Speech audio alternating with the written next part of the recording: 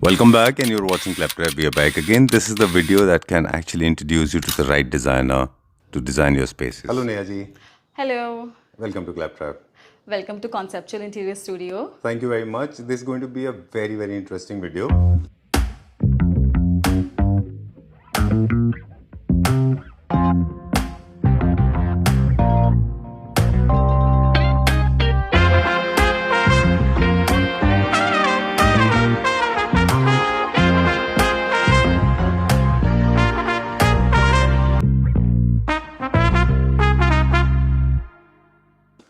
हर घर की अपनी एक स्टोरी होती है, जैसे आप कहते हैं ना कि हर घर कुछ कहता है, हर वीडियो भी कुछ कहता है.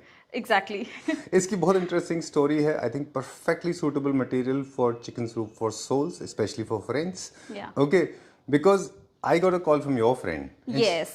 She said that we have to feature a flat, an apartment. She sent me this Ranjana Banerjee ji. Right. She sent me images, and I thought I was shooting with her. She was a designer. Here I got to learn that she's your friend and she was your client. Yes. Okay. She was my client and मैंने उनका एक घर बनाया था and she is like इतना satisfied है वो उस घर को देख के. वो बोलती कि जब भी मैं उस घर में जाती हूँ तो मुझे ऐसा फील होता है कि यार यही मुझे चाहिए था. और तब से ही वो क्लाइंट से रिलेशनशिप आगे बनता चला गया और उन्होंने मुझे बहुत बार बोला कि आप क्लैपट्रैप से प्लीज शूट कराओ.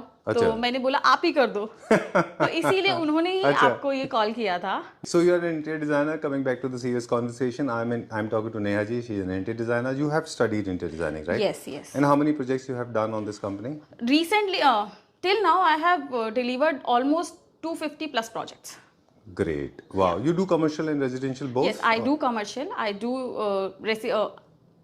offices and all. Okay. And residential is my forte. All right. You have a new designer space. My first USP is space management. All right. जैसे कि दिल्ली NCR में हम देख रहे हैं कि हमें बिल्डर जो स्पेस देता है वो बहुत ही क्रंच होता है उसमें. हमें समझ नहीं आता कि हम क्या बनाएं कैसे बनाएं. बट मेरी जो USP है, आप मेरा कोई भी घर उठा के देखोगे वो स्पेस मैनेजमेंट के साथ दिखेगा. भले ही उसका कलर अच्छा हो, स्पेस मैनेजमेंट हो, छोटी छोटी नीड्स होती हैं हमारी डेली बेसिस की, वो भी मैं इस तरीके से इनकॉर्पोरेट करती हूँ ताकि जितना फ्री घर उतना स्पेशियस घर. So this particular apartment is 4 BHK apartment. It was a bare shell home. You started from the scratch, right from the civil work to the entire work. Exactly. There was no floor. Okay. No chaukhut, no doors, nothing. तो चौखट वगैरह भी हमने सभी कुछ लगाया है यहाँ पे. बहुत बेयर शेल दे दिया था बिल्डर ने कि जस्ट अब जो करना है आप करो. तो we'll start with the main entrance से start करते हैं. Yes. तो ये जो हमारा सिक्योरिटी डोर है, मैं इसके बारे में थोड़ा सा ब्रीफिंग आपको देती हूँ. जो सिक्योरिटी डोर है ये प्रॉपर 42 mm की थिकनेस के साथ मैंने बनवाया है. इसमें लगाया एक डिजिटल लॉक और यहाँ पे करवाई थोड़ी सी ग्रूविंग और इस पे कराया PU पेंट. और जो ये वाला मेटल सेक्शन देख रहे हो आप, इसमें मैंने यहाँ पे मेटल पार्ट लगवाया ताकि वेंटिलेशन का काम भी करे और मस्कीटो वाला भी लगाया ताकि जो वेंटिलेशन के टाइम पे मस्कीटोज अंदर बाहर ना हो. Alright. ये हमारा बिल्डर का मेन डोर जो बिल्डर ने दिया था. तो ये आता है हमारा एक बहुत ही बड़ा सा फॉयर एरिया. सो इस फ्लैट की एक बहुत ही पॉजिटिव पॉइंट था कि हमें इतना बड़ा फॉयर मिल रहा था जिसके अंदर हमें एरिया मिल रहा था कि हम बहुत अच्छी शूट बना सकते हैं. तो मैंने इस एरिया को हाईलाइट करने के लिए सबसे पहले यहाँ पे सीलिंग बनाई है जिसमें बहुत ही प्यारी सी मैंने प्रोफाइल लाइट्स लगाई हैं. और बीच बीच में मैंने नॉर्मल लाइट्स भी दी हैं ताकि हम प्रोफाइल से बोर हो जाए तो नॉर्मल जला सकते हैं. उसके बाद जब आप आते इस वॉल पे तो मुझे इस पतले से पैसेज को बहुत स्पेशियस दिखाना था. तो मैंने यहाँ पर लगाए हैं मिरर्स, आर्चेस यूज करी हैं थोड़ा सा डिफाइन करने के लिए एरिया को. एक बहुत स्लीक सी शूरक बनाई है, ऊपर दिए ड्रॉर्स, नीचे दिए पल्ले. थोड़ा सा सिटिंग सेक्शन दे दिया है यहाँ पर क्योंकि वो बहुत इंपॉर्टेंट है. बिल्कुल. तो इस तरीके से मैंने पूरा पैसेज हाईलाइट किया है. अब यहाँ पर एक बहुत बड़ी प्रॉब्लम थी कि यहाँ पर आ रहा था बहुत बड़ा सा MCB पैनल.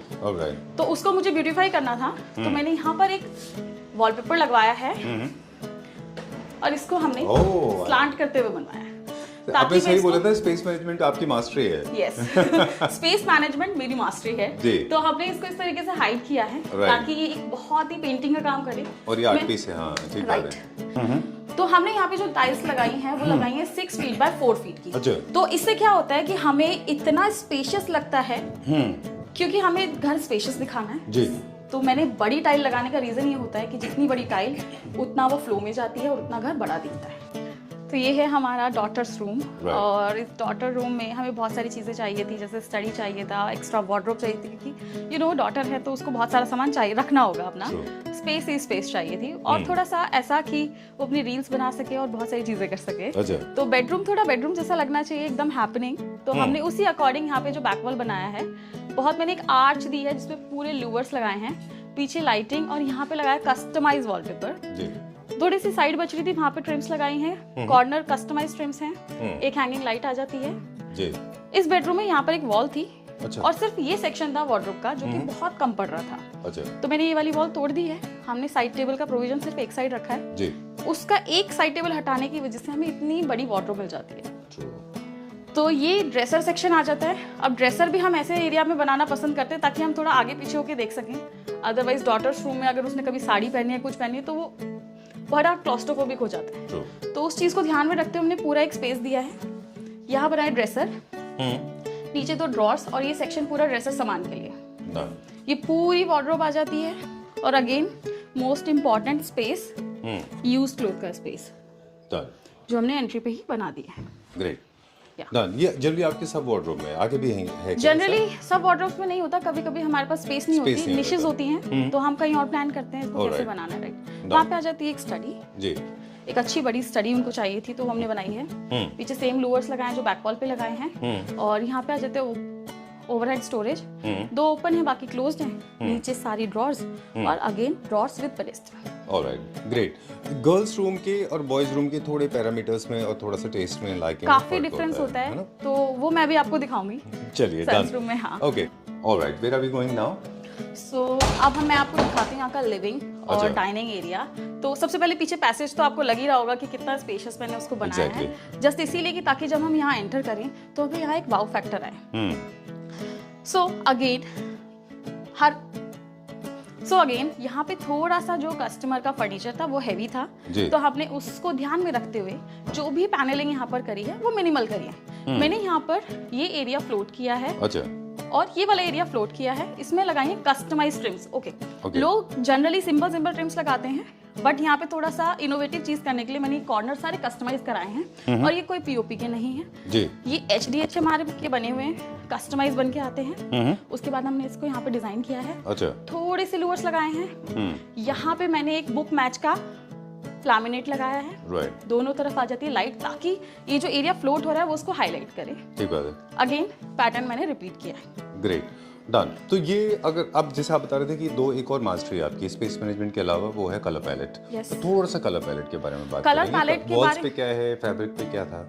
कलर पैलेट के बारे में बात करती हूँ तो मैंने वॉल्स बहुत लाइट टोन रखी हैं जी। मैंने कोई भी ऐसा कलर प्ले नहीं करा जिससे वॉल्स गॉडी हो जाए। एक्चुअली थंब रूल ये होता है कि जितना मिनिमल सीलिंग, जितना मिनिमल कलर, उतना heavy you can go for your sofas and furniture. अच्छा, अगर मैं शुरू में ही कलर्स बहुत गॉडी डाल दूंगी, बहुत हाईलाइटेड कर दूंगी, तो मैं फर्नीचर पे बाउंड हो जाऊंगी। तो वो हम नहीं करते हैं, हम हमेशा लाइट पैलेट लेके चलते हैं ताकि कस्टमर जब आपने लास्ट में फर्नीचर खरीदना चाहे तो उसके पास काफी ऑप्शंस हो।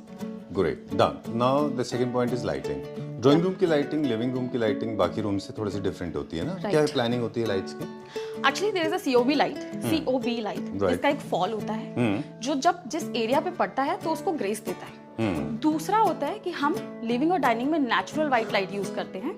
नेचुरल व्हाइट कलर हमारे हर फर्नीचर को एनहांस करता है, बट अगर वो कलर हम रूम्स में यूज करते हैं तो कभी कभी जैसे आपके बच्चे पढ़ रहे हैं या कुछ और चीज हो रही है तो उनको बहुत ज्यादा आईसाइट का प्रॉब्लम हो सकता है क्योंकि वो फोकस लाइट होती है। राइट, तो वो हम जनरली लिविंग और डाइनिंग में ही यूज करते हैं। True, it's a beautiful swing. I know ये सब एडजस्ट करना एक घर में मुश्किल भी होता है, तो और मूवमेंट के लिए स्पेस भी चाहिए आपको, है ना? चलिए, done. And it's a reversible swing. अच्छा, okay, let me show you. ये आपने कस्टमाइज कराया है? या ये मेरे ही एक वेंडर से। अच्छा, oh, I like this.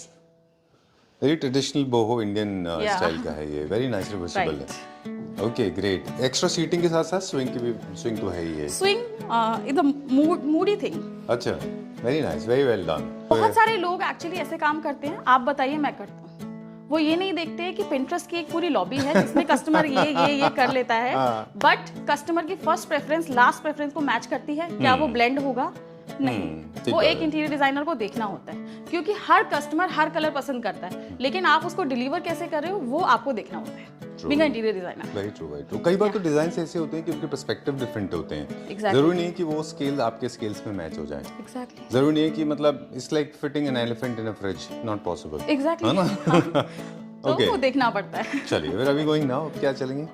We are going into dining space, और इस डाइनिंग स्पेस के साथ मैं जस्ट आपको एक छोटी सी चीज बताती हूँ। यहाँ पे एक रूम था, ये 4 BHK अपार्टमेंट है, और यहाँ पर रूम था जिसको हमने वॉल ब्रेक करी है, थोड़ा सा आर्च बनाया है, क्योंकि यहाँ पर एक लाउंज बनाना चाहते थे, वो फैमिली लाउंज, जिसमें अपने रिक्लाइनर के साथ वो लोग बिंज वॉच कर सकते हैं, नेटफ्लिक्स देख सकते हैं। तो हमने ये कॉन्सेप्ट वैसा रखा है, फॉर्मल एंड इनफॉर्मल लिविंग्स दोनों अलग कर दिए हैं। तो ये पार्ट आता है हमारा डाइनिंग का। अगेन वन मोर थिंग, यहाँ भी एक वॉल थी, पीछे एक सेक्शन था वार्डरोब का, बट मंदिर की स्पेसिफिक लोकेशन ये आ रही थी, और हम मंदिर को बाहर नहीं निकालना चाहते थे, हम ऑब्स्टिकल नहीं क्रिएट करना चाहते थे, तो वो वॉल हमने तोड़ी और मंदिर को एक निश टाइप में फिट किया ताकि पैसेज क्लियर है, और ये पूरा मंदिर डिजाइन किया है। ग्रेट। और इसकी प्लेसमेंट बहुत अच्छी है। The moment you enter in the house आपको सामने टेंपल दिखता है। So, आपको सबसे पहले स्विंग दिखेगा, देन मंदिर, और आपका मूड अच्छा हो जाएगा। और ये पूरे घर से आप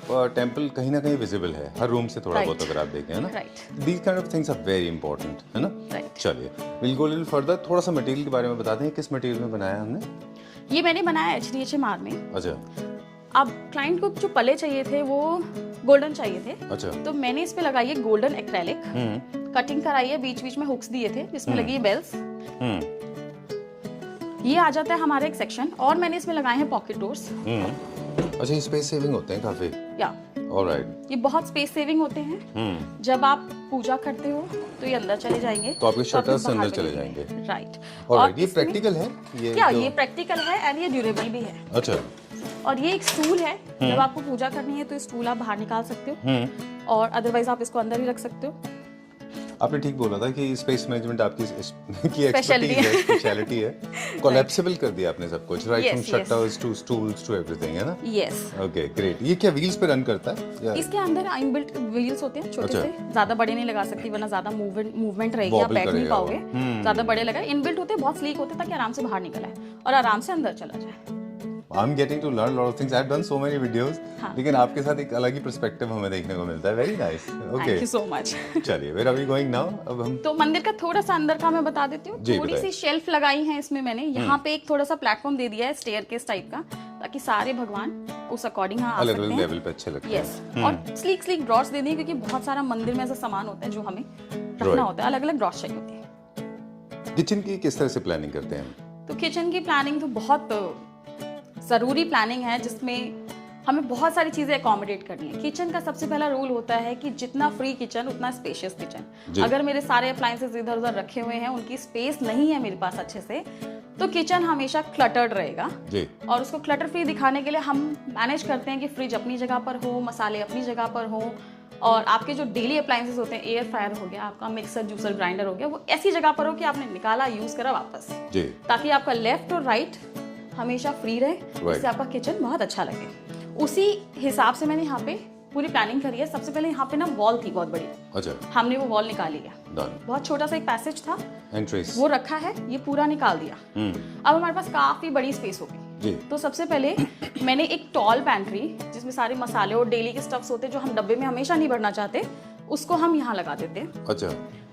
तो ये आ जाती है मेरी पैंट्री।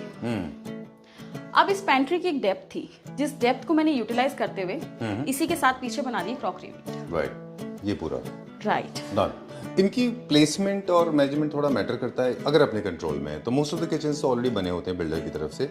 अब एक डिजाइनर्स के लिए कभी कभी एक डिफिकल्ट टास्क होता है कि लेफ्ट राइट और अपनी पेंट्री को एक्सेसिबिलिटी बढ़ानी है, ताकि जो भी किचन में काम कर रहे हैं, मैन और वुमेन या फिर हाउस हेल्प्स भी, उनको बहुत ज्यादा भागना ना पड़े। राइट। तो एक तरफ फ्रिज है, एक तरफ पेंट्री, सब ऐसा प्लानिंग भी होती है, ऐसी भी करनी पड़ती है। एक बेसिक थंब रूल होता है, ट्रायंगल थंब रूल चलता है कि गैस, फ्रिज और आपकी वेट एरिया पूरा एक ट्रायंगुलर शेप में होना चाहिए।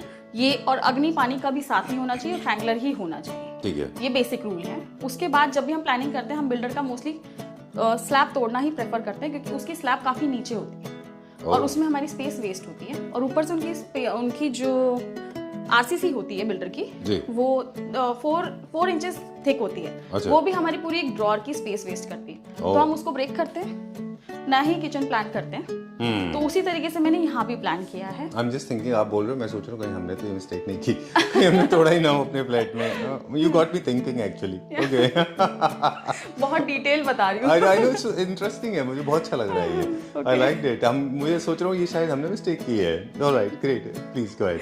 हाँ, तो ये पूरा स्लैब बनाया था और मैंने ध्यान में ये रखा था कि मुझे लेफ्ट और राइट, भले ही आटा हम वहाँ लगाएं, रोटी हम यहाँ बेलें, हमें लेफ्ट राइट पूरा फ्री चाहिए जी।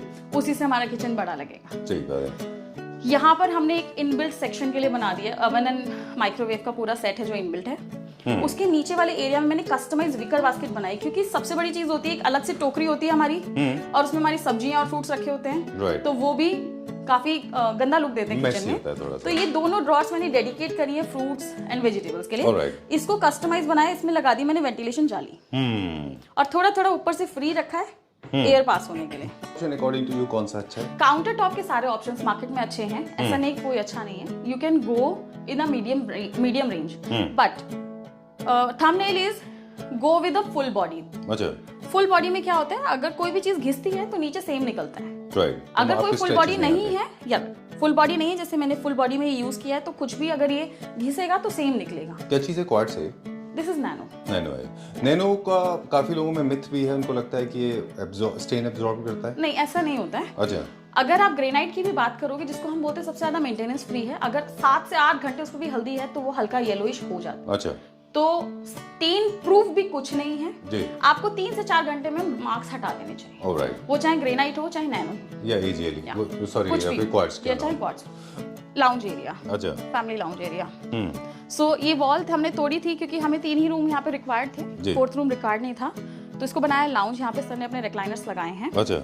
और ये आ जाता है हमारा टीवी एरिया। अब टीवी एरिया लाउंज इसको बनाने का ये रीजन भी था कि कुकिंग करते हुए भी आप देख सकते हो, डाइनिंग से भी आप देख सकते हो, और आप अपने मी टाइम के लिए भी यहाँ देख सकते हो। ओह, ओके। तो एक की विजिबिलिटी सब जगह से है, और एक इस वॉल को ब्रेक करने से वो एरिया बहुत बड़ा हो गया है। ट्रू।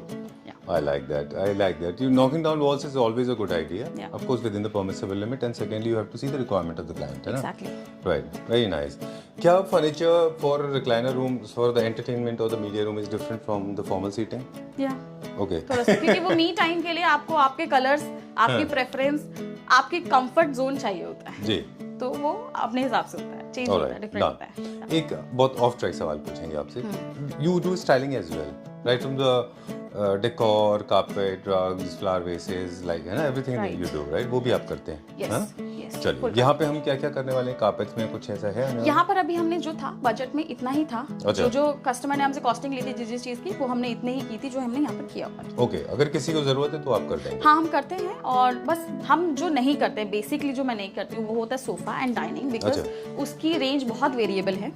हो सकता है मैंने आपसे X नंबर लिया हो और आपको मार्केट में उससे कुछ कम पसंद आए, देन आप मुझे बोलोगे कि मुझे तो ऐसे ऐसे चाहिए, तो उसको रिमूव करो, क्योंकि डाइनिंग मार्केट में बहुत है। आपको क्या पसंद आता है, आप कहाँ लैंड करते हो, आपकी कॉल है। तो सोफा डाइनिंग वेरिएबल कॉस्ट हम लोग प्लान नहीं करते हैं, बाकी हम सब करते हैं, और रिकमेंडेशन तो हर चीज की होती है। अभी मैं आपको ये वाला सेक्शन दिखा रही हूँ, जो मैंने आपको फ्रंट से मंदिर दिखाया था, मंदिर का ये बैक था, और यहाँ पे बड़ी वार्डरोब का एरिया था, बट यहाँ पे अब इतना सा मैंने वार्डरोब बना दिया क्योंकि लाउंज में ऐसे जरूरत भी नहीं थी, क्योंकि रूम नहीं रहा, और मंदिर यहाँ मंदिर हमारा यहाँ पर आ गया, और ये आ गई वार्डरोब। तो ये उसका बैक साइड है। और ये पूरा इंडिविजुअल जो क्लाइंट होता है उनके हिसाब से होता है, लाइकिंग। चलिए ठीक है, वॉशरूम भी हमने देख लिया। I check take a look. Okay, क्या वॉशरूम की प्लानिंग जब हम करते हैं तो क्या ये कोई रूम से कनेक्टिविटी उनकी होती है, वो भी हमको ध्यान रखना होता है, उनके कलर्स, उनके डिजाइन, उनके पैटर्न्स? बाथरूम की कनेक्टिविटी रूम से सच नहीं होती है, बट अगर आप करना चाहो तो यू कैन रिलेट। अच्छा। बट हम लोग बाथरूम में कोशिश ये करते हैं कि जितना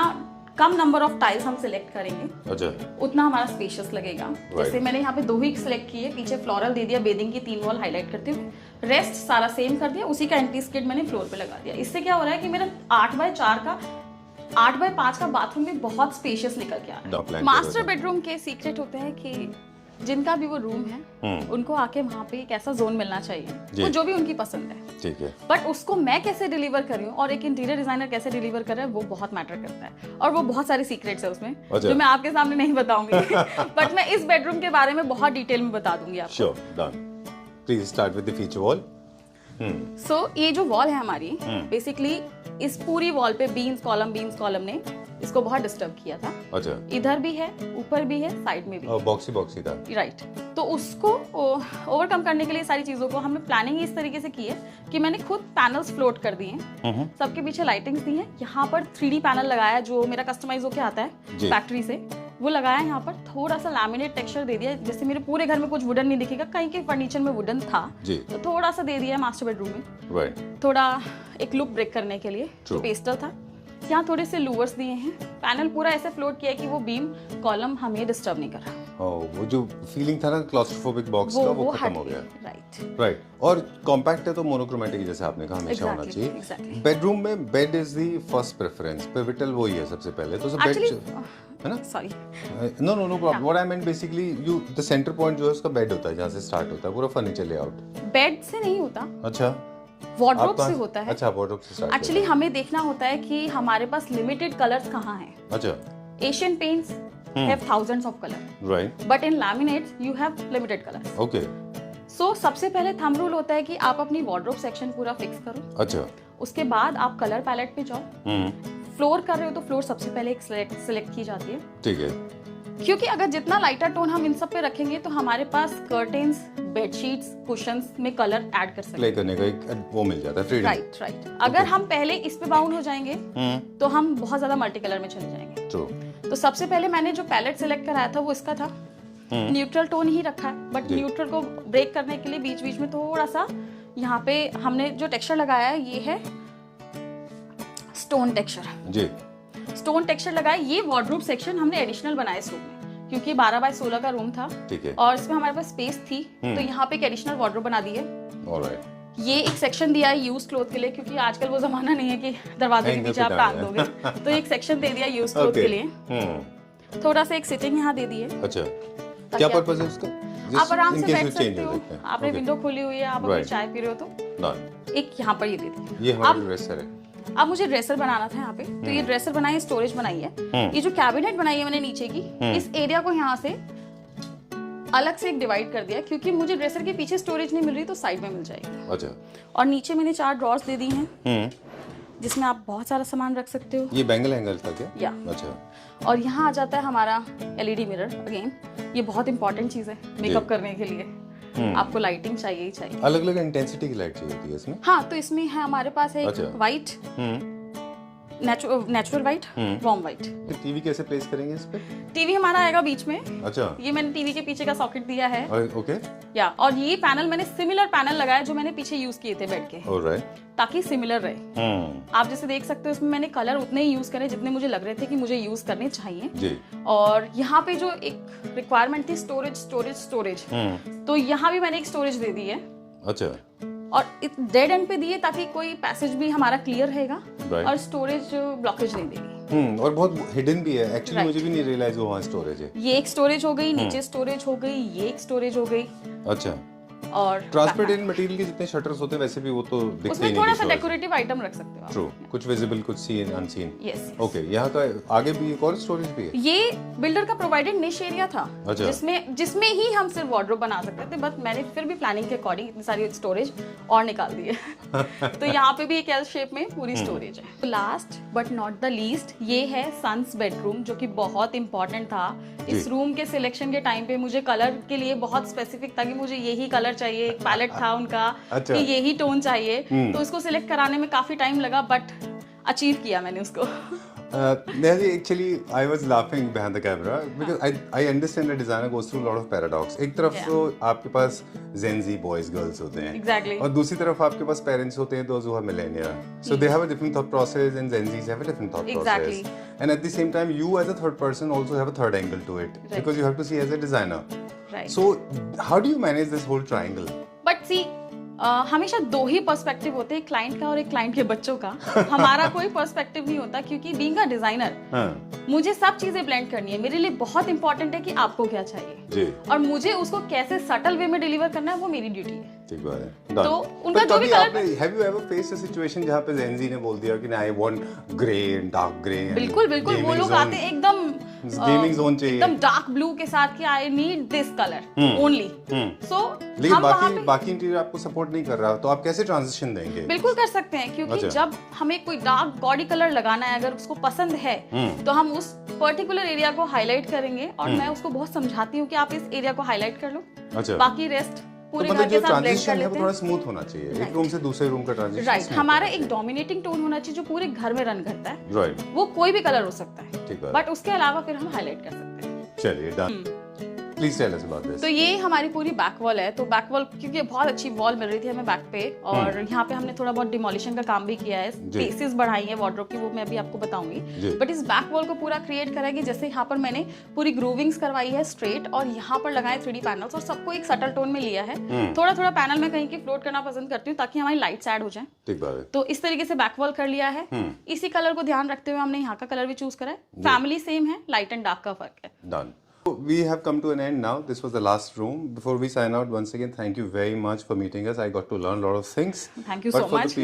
For the people those who want to learn, are you serving Pan India? Yes. Trunky projects. In Trunky projects, I'm serving in Delhi NCR. But for consultation, I'm serving Pan India. Oh, very nice. Minimum budget, at least minimum budget is 18 lakhs. अच्छा. For 2+ study. अच्छा. Are process is like कि हम सबसे पहले जो भी हमारे पास calls आती हैं, तो हम प्रेफर करते हैं कि कस्टमर एक बार आके हमारे ऑफिस मिले, क्योंकि जो हमें वैल्यू देता है हम डेफिनेटली उसको वैल्यू देते हैं। अदरवाइज बहुत बार ऐसा होता है कि कस्टमर बोलता है आप साइट पे आओ, और वहाँ पे 4-10 लोग खड़े होते हैं, तो एक इंटीरियर डिजाइनर और एक कारपेंटर में कोई फर्क नहीं रह जाता। बिल्कुल ठीक बात है। सो हमारा सबसे पहला प्रोसेस है, आप हमारे ऑफिस आओ, हमारी रिक्वायरमेंट्स मीटअप करो जी। उसके बाद हम आपको कॉस्टिंग देंगे। अगर कॉस्टिंग आपको ओके लगती है तब आप हमें बताओ, हम आपकी साइट विजिट करेंगे, और उस साइट विजिट के बाद अगर सब कुछ अच्छा रहता है तो टोकन अमाउंट के साथ हम लोग आगे काम कर लेते हैं। Great. Modification, there is always a snag list जो शिफ्टिंग के बाद आती है। We do take care. Okay, हाँ, और हमारी 10 साल की हमारी 10 साल की वारंटी होती है, जिसमें हम लोग वुडन एंड हिंजेस की 10 ईयर रिप्लेसमेंट देते हैं। पेंट्स की तो एज यूजुअल कोई वारंटी होती नहीं है। True. और वेयर एंड टियर नहीं होगा तो उसकी भी वारंटी है। Great. Yeah. Pleasure meeting you. Thank you very much. Very, very exorbitantly rich educational video. I got to learn a lot of things. Thank you so much. I thought I was already expert, but no, I was not. I was a novice. Thank you very much. Thank you. Pleasure हम हमेशा कुछ सीखते हैं और हम सीखते रहेंगे। Great. Pleasure meeting you. Yeah, thank you very much. Hello, my name is Disha and I am the owner of this house, and this is my dream house. और इसकी सिलेक्शन के लिए मैंने बहुत सारी YouTube पे वीडियो सर्च करी, जिसमें मेरे को कंसेप्चुअल इंटीरियर का काम बहुत अच्छा लगा। इसके लिए फिर मैंने नेहा एंड शशांक सर से मीटिंग करी, उन्होंने अपना प्रोसेस बताया। So I really like their work and thank you.